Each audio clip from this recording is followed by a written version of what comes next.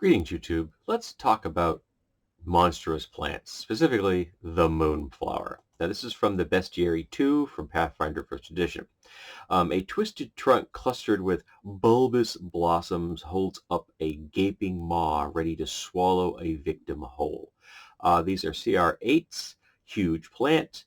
They have dark vision, low vision, and they have +9 to their perception. So they're pretty much aware of what's going on around them. They have good armor, but but their size penalty, of course. They have good fort saves, and their will and reflex are bad, so they're not going to be good at resisting spells.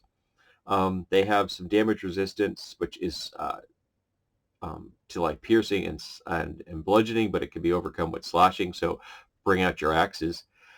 And they are immune to electricity, and they have plant traits. They resist cold 10. They have a weakness vulnerability to fire, which also makes sense. The resist cold is interesting, because I was reading the passage doesn't really have anything to do with that. So that really opens up their range a lot. That means they're going to be able to go into places where some plants, just some traditional, more exotic plants aren't going to be able to survive. Because I look at these things, and for some reason, like orchids come to mind, like the kind of range that orchids would grow in. But these things are going to have a much bigger range than that. It's kind of cool. They have a land speed of 20, and that's the same speed as dwarves. So these things are mobile, which means they can find a good place to sit down and then just wait till something comes by. So they can be, very much persistent hunters. They can just wait till something comes by along the game trail and pull it on up. They have a bite attack. They also have a tentacle attack. They have a good reach because they're huge. They also have a light pulse ability, which again, that seems, I don't think of plants as having light pulse. So it's kind of strange. These things are definitely very alien in that regard. And they have a pod prison, which is they take in a creature and they encase them in a pod, which then gets digested. And digest them within the pod, and then after it digests the creature then becomes a new Moonflower, then moves off to its own hunting ground. So that means that these things could rather quickly become triffids in an area.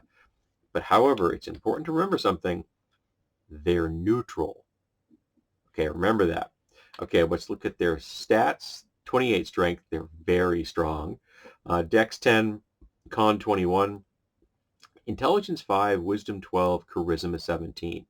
They have a great charisma, they have above average wisdom, and they are fully in the sapient range. An intelligence of 5 is 2 points above the minimum for being sapients. 3 is the threshold. So these things are intelligent. Maybe weird and alien, very Lovecraftian in that regard, but they are intelligent and they are neutral. They are not murderers. I'm not saying that they couldn't necessarily kill something that has sapience, but if you could find a way to communicate with them, maybe you could make them understand that. Okay? Just like, look, they have a +16 stealth in thick vegetation. That makes perfect sense. Now, here's the interesting thing. Language. Telepathy, 1 mile with moonflowers only. So these things have a communication network that's silent. So if you got these things every half hour, half mile, quarter mile apart, that is a vast communication network. And telepathy is literally at the speed of thought. And to me, that means these things are not being utilized the way they should be. I'll get there in a second.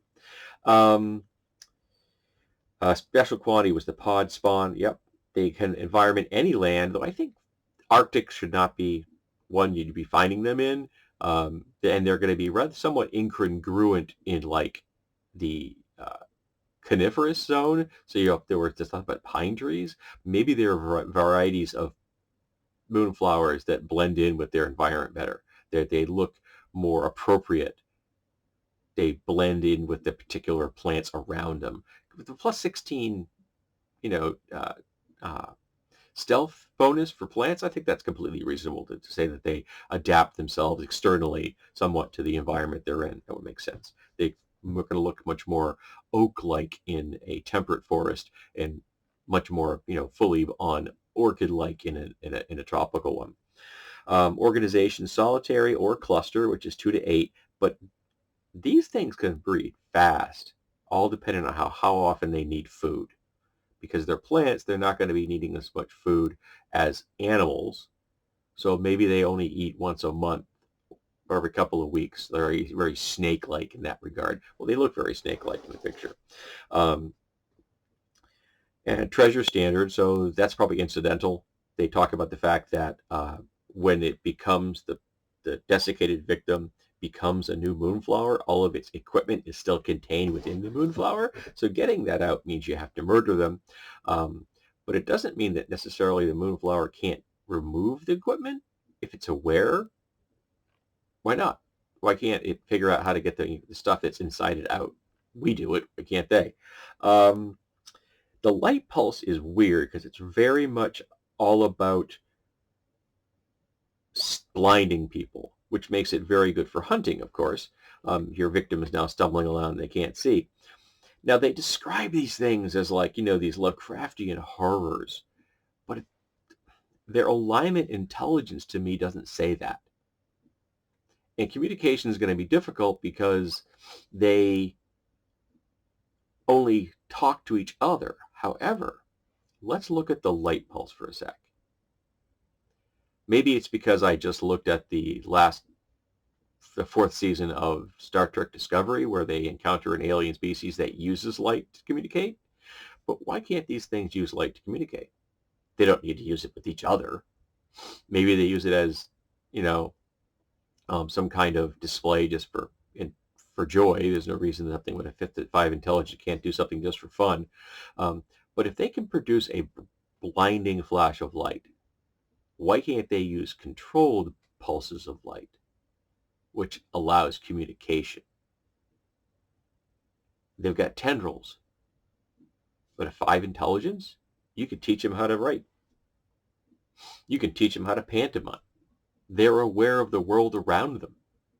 They have dark vision and low light vision, which means they have, visual receptors.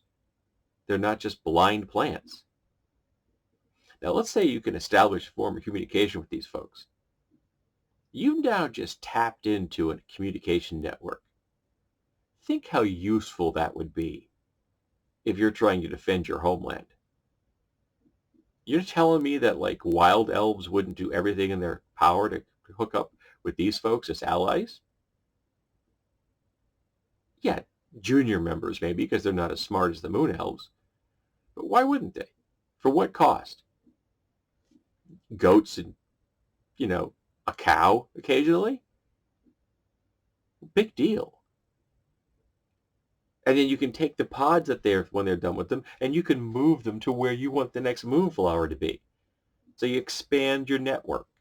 These things could be so helpful in a very much biotech kind of a vibe, which is how I always love my wild elves to be biotech.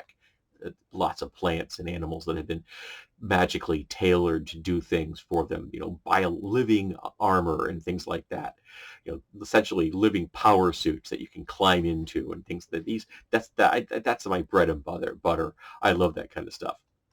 And I think Moonflower would be fit into that perfectly. Yeah, they're weird and freaky and mythos tinged, but it doesn't mean we can't use them as in a more creative way. And with a 5 intelligence, you'd be going to be able to figure out some kind of communication with them. And if they can telepathically communicate with each other, why can't something else who has telepathy tap into that network? Yeah, I'm not saying it might be might not be difficult. It's kind of like learning a dialect, but why can't they do it? So I've never used the Moonflower. Um, have you used the Moonflower? And if you have, how have you used the Moonflower? And have you used them as more than just some kind of random monster that tries to eat a party? Because again, they're neutral. They're not murderers.